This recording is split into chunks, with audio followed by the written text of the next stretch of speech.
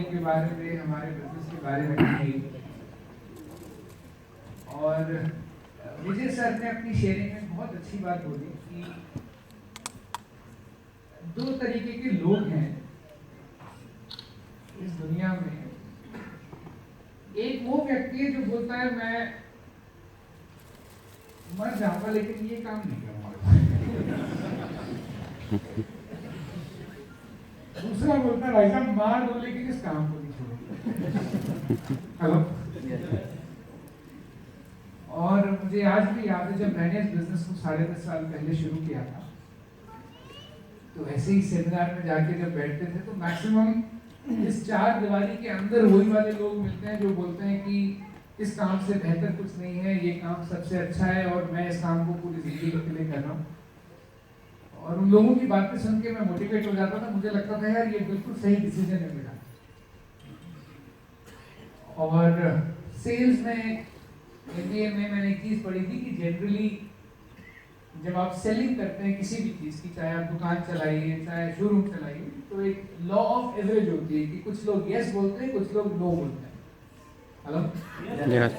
तो इतना एक मेरे को जरूर यकीन था कि अब मेरे अंदर वो कॉन्फिडेंस आ गया है और अब मैं बाहर जाऊंगा, लोगों से बात करूंगा। ये और बात है कि कुछ लोग हाँ बोलेंगे, कुछ लोग ना बोलेंगे। तो मेरे माइंड में था 10 से बात होगी तो 5 बोलेंगे कि ठीक है बढ़िया है करते हैं, 5 बोलेंगे नहीं यार मैंने नहीं करना। लेकिन विडंबना ये रही कि जैसे ही जाके बाहर बात करते थे तो 10 में से कोई एक मिलता था जो बोलता था ठीक है करेंगे, एक मिलता था जो मना कर देता था। 8 एक तीसरी कैटेगरी मिलती थी जो मैंने कभी एक्सपेक्ट ही नहीं करी, जो बोलती थी बेटा ना तो करूंगा ना तुझे करने दूंगा, ये काम करने लायक नहीं। और ये मुझे परेशान करता था बहुत ज्यादा। और बार बार मेरा माइंड ये सुनने के लिए, समझने के लिए बेकरार था कि एक्चुअली में पर्दे के पीछे है क्या, बैकग्राउंड में नेटवर्क मार्केटिंग क्या चीज आ गई है कि जो कुछ मुट्ठी भर लोग तो बोलते हैं कि इससे बढ़िया कोई काम नहीं है और बाहर जाओ तो लोग बोलते हैं इससे खराब कोई काम नहीं है। मैं अगले 2 मिनट के अंदर आपको कोशिश करता हूँ इस व्यापार को समझाने की, और अगर आपको अच्छा लगे और आपको लगे कि ये बात में दम है तो आप भी हमारे साथ इस बिजनेस को शुरू करिएगा। डन? पहले अपना इंट्रोडक्शन दे दूं। मेरा नाम गौरव मेहरा है, दिल्ली का रहने वाला हूँ। पला बड़ा मैं दिल्ली में। एजुकेशन मैंने अपनी दिल्ली NCR से पूरी की थी। I completed my engineering from Ghaziabad, then I completed my MBA from Amity business school Noida. और MBA करने के बाद मेरी कैंपस प्लेसमेंट हुई थी TVS मोटर कंपनी पे, और बतौर टेरिटरी मैनेजर में TVS में पोस्टेड था। चंडीगढ़ पोस्टिंग हो गई और चंडीगढ़, हिमाचल प्रदेश और 1/3 पंजाब, इन 3 राज्यों का डीलर चैनल में मुकाबले तय करता था।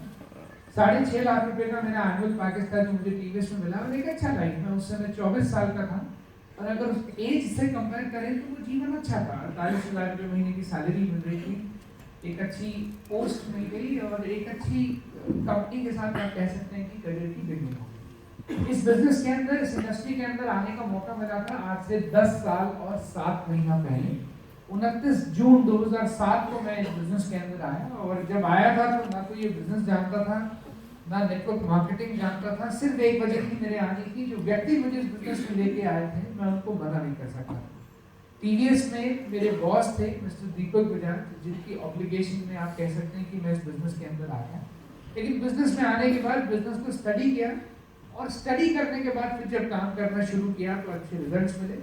आज 17 स्टेट्स में, 17 राज्यों में आज मेरा बिजनेस जो है वो रन करता है। अच्छी इनकम मैंने जनरेट की, मैंने भी लाइफस्टाइल को इम्प्रूव किया। BMW गाड़ी मैं भी आज बिजनेस के माध्यम से चलाता हूँ, अपना घर मैं भी बना पाया।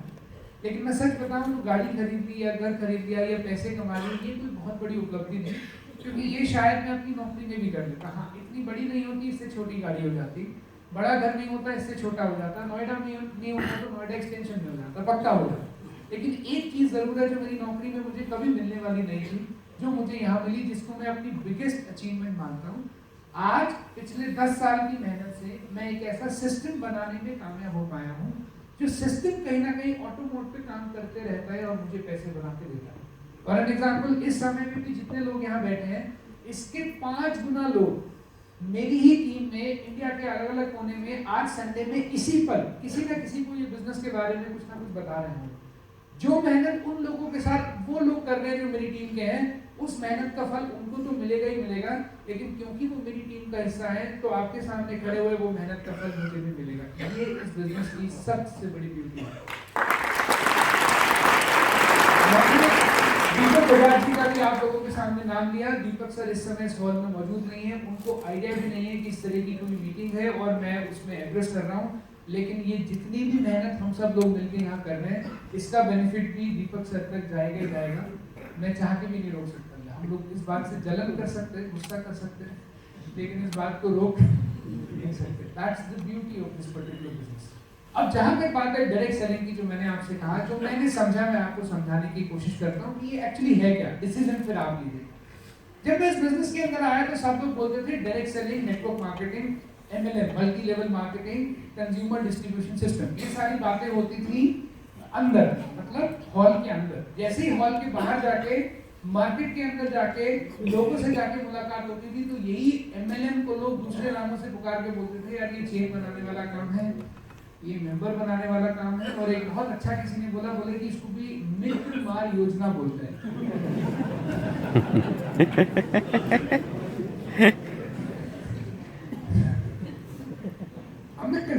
मैं कंफ्यूज ये था कि सच कौन सा वाला है। मित्र मार योजना सच है या MLM सच है, या चेन बनाने का काम सच है, या नेटवर्क मार्केटिंग सच है। तो मुझे ज्यादा अंडरस्टैंडिंग तब हुई जब मैंने इसके पूरे मॉडल को समझा। मैं आपको एक चीज बोलता हूं, आप दोनों में डिफरेंशिएट करिएगा। एक स्टेटमेंट है मैं डायरेक्ट सेलिंग करता हूं, एक स्टेटमेंट है मैं डायरेक्ट सेलिंग करता हूं। जब आप किसी को ये बात कहते हैं तो ये अधूरा सच है। सच तो है लेकिन ये अधूरा सच है। सच बात पता है क्या है?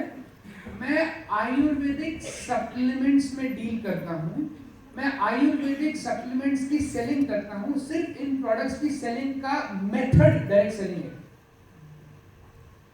हेलो, मैं भी बाकी दुकानदार, बाकी फैक्ट्रीज, बाकी शोरूम, बाकी वेबसाइट्स, बाकी 24 घंटे के टीवी के चैनल के जैसे प्रोडक्ट ही बेच रहा हूं।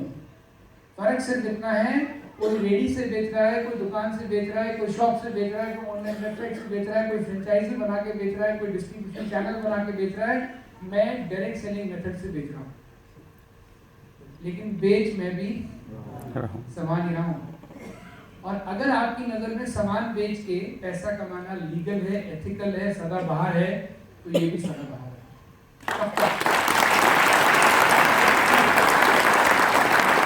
ये बात मुझे कुछ देर में समझ आई, लेकिन समझ जब आई तो मेरी आंखें खुल गई। क्योंकि ये बात जब मैं पढ़ रहा था, MBA कर रहा था, आप में से भी कुछ लोग होंगे जो 10 साल पहले जब पढ़ाई कर रहे होंगे, तो आपको याद होगा ऑनलाइन का नया नया जमाना आया था। ऑनलाइन वेबसाइट्स नई नई उस समय आई थी, 2005-6 की बात कर रहा हूँ। हेलो, और उस जमाने में जब ऑनलाइन के थ्रू लोग सामान बेचना शुरू किए तो लोगों में घुसर घुसर थी। मेरी जनरेशन में भी ऑनलाइन ये बिक नहीं सकता यार, क्योंकि हिंदुस्तान की साइकी है, जब तक हाथ से टच करके देख ना लें, जब तक नेगोशिएट ना कर लें, जब तक प्राइस के ऊपर बहस ना करके हिंदुस्तानी आदमी नहीं खरीदता। ये सब बाहर चलते हैं, इधर नहीं चलेंगे।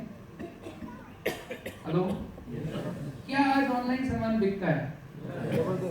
हेलो, शायद वो ग्रोसरी स्टोर वाला जो बाजू में बैठा है उसको समझ में भी नहीं आ रहा है कि दिन प्रतिदिन उसकी सेल्स क्यों कम हो रही है, क्योंकि उसी एरिया में एक बिग बास्केट जैसी वेबसाइट उसी से डील करते हैं, उसी से सामान खरीद के दूसरे के घर में पहुंचा रही है।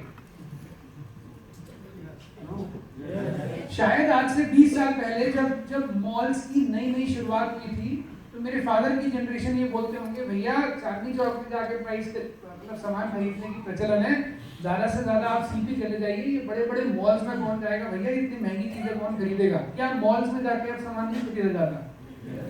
हेलो, हो सकता है आप में से बहुत से लोग सुबह सुबह जब चैनल खोलते हो, एयरटेल चलाते हो, जब भी कोई टीवी ऑन करते हो, तो अचानक से जब भी टीवी ऑन होगा, होम शॉप 18 या टेली ब्रांड्स का 24 घंटे का शॉपिंग ऑनलाइन चैनल चलता है। And they are so smart, आप जब भी सेट टॉप बॉक्स ऑफ करके ऑन करोगे, बाय डिफॉल्ट वही चैनल चलता है।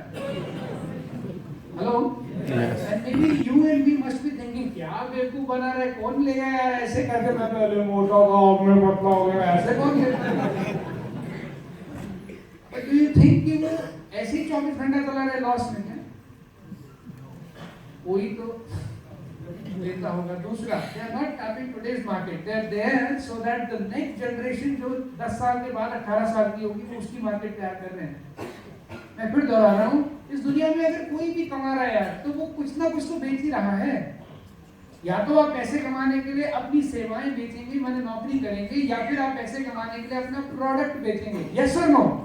आप कितने ही मेहनती किसान क्यों ना हो, पैसा तो तभी मिलेगा जब धान बिकेगा। आपका 10 करोड़ रुपए का शोरूम ही क्यों ना हो, 2 लाख रुपए महीने का रेंट जाता हो, 1 लाख रुपए महीने का बिजली का बिल हो, 2 लाख रुपए की सैलरी बांट दो, लेकिन उसके बावजूद भी प्रॉफिट तो तभी मिलेगा जब प्रोडक्ट बिकेगा। आपकी इन्वेस्टमेंट का आपके प्रॉफिट से कोई लेना देना नहीं है। आप कितने ही टैलेंटेड या एजुकेटेड क्यों ना हो, सैलरी तो तभी मिलेगी जब नौकरी करने का अवसर मिलेगा, माने सेवाएं बेचने का मौका। अगर वो मौका न मिला तो सिर्फ एजुकेटेड और टैलेंटेड होने से पैसा आपके जीवन में आने वाला नहीं है। इस बिजनेस के अंदर भी अगर आप ब्रॉडर एंगल से देखें तो we are not doing anything else. यहाँ पे बहुत सारे लोग आए जिन्होंने बोला कि मैंने फलाना प्रोडक्ट यूज किया था, मेरे को इससे फायदा हुआ। जब मुझे फायदा हुआ तो मैंने 4 लोगों को रिकमेंड किया, जिससे उनकी सेहत बनी, मेरे को पैसा मिला।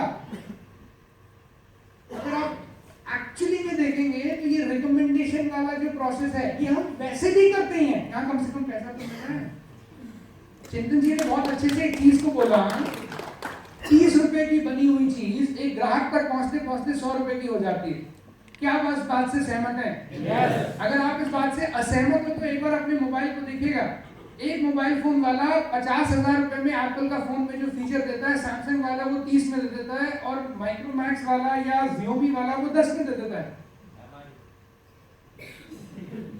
Hello, how it is possible? Same feature, same RAM, same processor, और कोई बहुत बड़ी बात नहीं। अगर आप पीछे ट्रैक करते करते अगर पहुंच जाएंगे तो चाइना की एक गली में एक ही फैक्ट्री में तीनों बन रहे होंगे। I am not joking. आप जीन्स को कंपेयर करिए, एक जीन्स 1,000 की है, एक जीन्स 2,500 की। आप पीछे जाओगे तो लुधियाना की एक ही फैक्ट्री में बनते मिल जाए, कोई बिल्डिंग नहीं है ये। लेकिन अगर ये बात सच है कि 30 रुपए की चीज बनी हुई 100 रुपए में ग्राहक को मिलती है और 70 रुपया 2 लोगों में बढ़ता है। पहले वो लोग जो डिस्ट्रीब्यूशन चैनल चला रहे हैं, बोले तो सामान को फैक्ट्री से लेके आगे होलसेलर को देके, आगे रिटेलर को देके, आगे कस्टमर तक पहुंचा रहे हैं, और दूसरे सेलिब्रिटीज जो उस सामान की एडवर्टीजमेंट कर रहे हैं। मेरा सवाल है कि जो 70% पैसा कमा रहे हैं, ये क्या प्रोडक्ट की क्वालिटी में कोई इंप्रूवमेंट कर देते हैं जिस वजह से इतना पैसा कमा रहे हैं? no. बताइए किस बात का 70% मिलता है इनको? झूठ बोलने का, सिर्फ एक का, ये कंपनी की मदद करते हैं ग्राहक तक सामान बिकवाने में। That's it. हेलो, मैं गलत तो नहीं कह रहा? लेकिन आज अगर आप ध्यान से देखें तो एडवर्टीजमेंट की वजह से कहाँ खरीदते हैं हम लोग। आपको ऐसा तो नहीं है ना, घर में अगर आपको टीवी लेना है या अगर आपको मोटरसाइकिल लेनी है तो आप बोलते हैं धोनी आजकल पता करो कौन से ऐड में आ रहा है, वही लेंगे। हेलो, आप कैसे लेंगे? आप किसी ना किसी उस पर्टिकुलर प्रोडक्ट के यूजर से रिकमेंडेशन लेके तो उस प्रोडक्ट को लेने का डिसीजन लेते हैं। यस और नो? एडवर्टीजमेंट ज्यादा से ज्यादा जागरूकता ला सकता है, ज्यादा से ज्यादा अवेयरनेस ला सकता है, डिसीजन मेकिंग नहीं करा सकता। डिसीजन मेकिंग तो किसी ना किसी की सलाह से ही होगी। तो यहाँ पे यही तो कह रहे हैं, आपने बाहर एक ब्रांडेड कंपनी के कप सिरप को 100 रुपए का लिया, हमारी कंपनी ने वही एलिमेंट्स का कप सिरप बनाया और उसको 100 रुपए का बेचा। बस वो मार्जिन तो अमिताभ बच्चन साहब को मिल सकता था टॉयलेट्स की आने आने से, क्योंकि वो उस कंपनी के प्रोडक्ट को बिकवाने में मदद कर रहे हैं, वो कंपनी हम लोगों में बांट देती है। लेकिन फिर दोहरा रहा हूं, हम डायरेक्ट सेलिंग करते हैं या अधूरा सच है? सच्चाई में हम प्रोडक्ट बेच रहे हैं डायरेक्ट सेलिंग मेथड से। तो 2 चीजें समझने लायक हैं। जो बेच रहे हैं क्या उसका स्कोप है? नंबर 1। नंबर 2, जैसे जैसे जमाना आगे बढ़ेगा क्या इसका स्कोप बढ़ेगा या कम होगा? नंबर 2, हर बिजनेस में यही सोचता है, आज बर्गर के बिजनेस में आ जाऊं, कैब के बिजनेस में आ जाऊं, किसी भी बिजनेस में आऊं। नंबर 1, आज इसकी कितनी प्रोस्पेक्टिव मार्केट है? नंबर 1। नंबर 2, आज तो है, 10 साल बाद बढ़ेगी मार्केट या कम होगी? आप मुझे बताइए, हेल्थ सप्लीमेंट्स की रिक्वायरमेंट आज है, हाँ या नहीं? यस। और एक बार और याद रखिएगा, पिछले 10 सालों में जितनी एडवांसमेंट मेडिकल क्षेत्र में आई है उतनी और किसी फील्ड में नहीं आई। जितनी नई सीटी स्कैन की मशीन्स, एमआरआई की मशीन्स, नए नए ब्लड टेस्ट, जितनी टेक्नोलॉजी टेक्नोलॉजिकल एडवांसमेंट पिछले 15 सालों में मेडिकल फील्ड में आई है, हॉस्पिटल्स कम, होटल्स ज्यादा लगते हैं। इतनी एडवांसमेंट आने से कायदे से बीमारों की संख्या कम होनी चाहिए थी, लेकिन आयरनी ये है जैसे जैसे मेडिकल क्षेत्र में एडवांसमेंट आ रही है बीमारों की संख्या भी बढ़ रही है।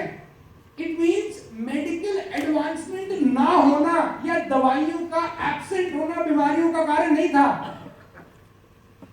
हेलो, यस, बीमारी का कारण कुछ और है। हम बार बार अगर बीमार पड़ रहे हैं तो कोई और वजह है। अच्छा एक बात सोचिए, एलोपैथी 300 साल पुरानी साइंस है, आयुर्वेदा 5,500 साल पुरानी साइंस है, लेकिन इंसान तो लाखों साल पुराना है। जब उससे पहले बीमार होता होगा तो कैसे ठीक होता होगा? अच्छा थिंक फॉर अ मोमेंट, हम सब मैमल्स हैं, तो डॉग्स, कैट्स, ये सब मैमल्स की कैटेगरी में आते हैं। इनके तो कोई डॉक्टर नहीं है, ये भी तो बीमार होकर ठीक होते होंगे। हेलो, यस, एक्चुअली ना भगवान ने जब हमारा शरीर बनाया ना, तो उस शरीर को अपने आप को ठीक रखने की क्रिया आती है बनस्पत उसको अपने हिस्से की खुराक मिलती रहे। तो कभी ऐसा हुआ, दर्द हुआ सर में, आपने मम्मी को बोला मम्मी बहुत दर्द हो रहा है, मम्मी ने बोला गोली मत खाओ, थोड़ा सा तेल लगा के सो जाओ, सुबह उठोगे रीस्टार्ट होगा सिस्टम, तो दर्द गायब हो जाएगा, और ऐसा हो गया? बोलिए। yes. शरीर को अपने आप को ठीक रखने की क्रिया आती है बनस्पत उसको अपने हिस्से की खुराक मिल जाए। प्रॉब्लम ये है, शरीर की खुराक न दाल है न चिकन है, शरीर की खुराक उस दाल और चिकन में छुपा हुआ प्रोटीन है। खाने की क्वांटिटी शरीर की खुराक नहीं है, उस खाने के अंदर की न्यूट्रिशनल वैल्यू शरीर की खुराक है, क्योंकि वो न्यूट्रिशन वैल्यू जमीन में पैदा होती है, जमीन में प्रेजेंट होती है, और जमीन से होते हुए, प्लांट से होते हुए हमारे शरीर में जाती है। और जैसे ही फार्मर ने ज्यादा आउटपुट लेने के लालच में जमीन में केमिकल डालना शुरू किया, वो न्यूट्रिशन वैल्यू, वो फर्टिलिटी जमीन की ही कम हो गई। आप सोचिए कितनी गंभीर बात है ये कि डीटीसी का कंडक्टर बनना है तो 12th पास होना मिनिमम जरूरी है, लेकिन फार्मर जो उगाएगा, जो पॉइजन पेस्टिसाइड डालेगा, वो बनने के लिए आपकी कोई क्वालिफिकेशन, कोई चेक, कोई सस्ता नहीं है। आप जाइए, मैं पंजाब जाता हूं, एवरी फार्मर अपने लिए अलग उगा रहा है, बेचने के लिए अलग उगा रहा है। आप जाइए नासिक, अंगूर अपने लिए अलग उगाएगा, वो पेड़ अलग होंगे जिसपे स्प्रे नहीं करेगा, और जो बेचने वाले होंगे उसपे अलग होगा। मेरे हिसाब से हिंदुस्तान में अगर सबसे बड़ा कोई स्कैम हुआ है ना, सबसे बड़ा तो एक हुआ है, कीड़े को मारने के जहर को कीड़े मारने की दवा बोल के बेच दिया गया। मारने वाली दवा कैसे हो सकती है? बचाने वाली होगी दवा, तो मारने वाला तो जहर ही होगा भाई। हेलो, लेकिन उसके इलिटरेसी की वजह से, या यूं कहिए कि फार्मर की घबराहट की वजह से कि मेरा 5 महीने का खराब ना हो जाए मेहनत, तो मैं डबल जहर डाल दूं, लेकिन कीड़ा मेरे प्लांट को खराब नहीं करे, मेरा 5 महीने का मेहनत खराब नहीं होना चाहिए। वो स्प्रे मैंने पता किया, आप शायद डर जाओगे सुन के, मैं डर गया। टोमेटो पे वो बोलते 21 से 25 बार स्प्रे करते हैं हम।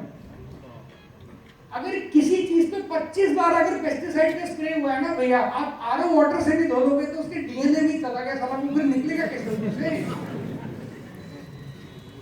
हेलो, नाउ अगर ये बात सत्य है कि पौष्टिकता कम हो रही है, तो शरीर को अगर उसकी नहीं मिल रही न्यूट्रिशन वैल्यू, तो इस वजह से बीमार हो रहे हैं, गोली के एब्सेंस की वजह से नहीं। लेकिन अगर ये बात पक्की है तो ठीक रखना है तो करना क्या पड़ेगा? आप बताओ क्या करना पड़ेगा?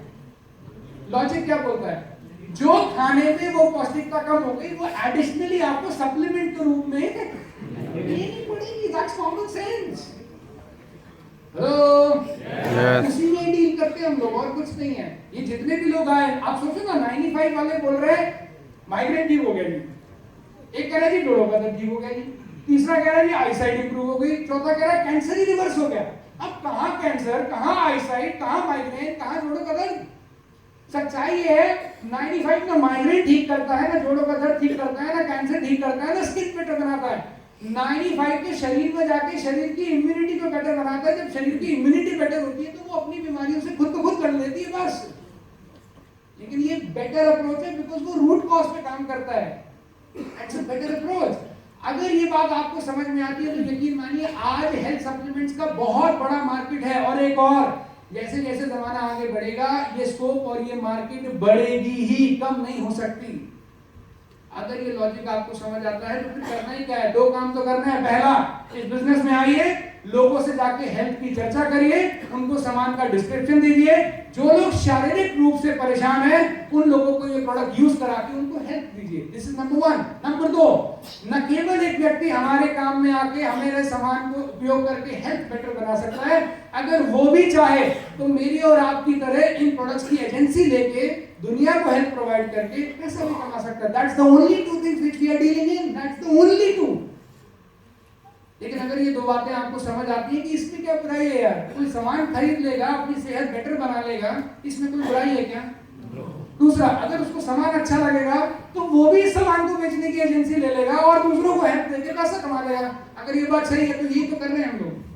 मैं फिर दोहरा रहा हूँ, हम डायरेक्ट सेलिंग बिजनेस में हैं, ये अधूरी सच्चाई है। सच्चाई में हम आयुर्वेदिक सप्लीमेंट्स को मार्केट में मूव कर रहे हैं, उस मार्केट की सेलिंग या उन प्रोडक्ट की मूवमेंट का जो मेथड है दैट इज डायरेक्ट सेलिंग। अगर आपको ये लॉजिक समझ में आता है, हमारे साथ आए, अपनी सेहत को भी बेहतर बनाएं और अपनी आर्थिक सेहत को भी बेहतर बनाएं। Thank you so very much. Thank you.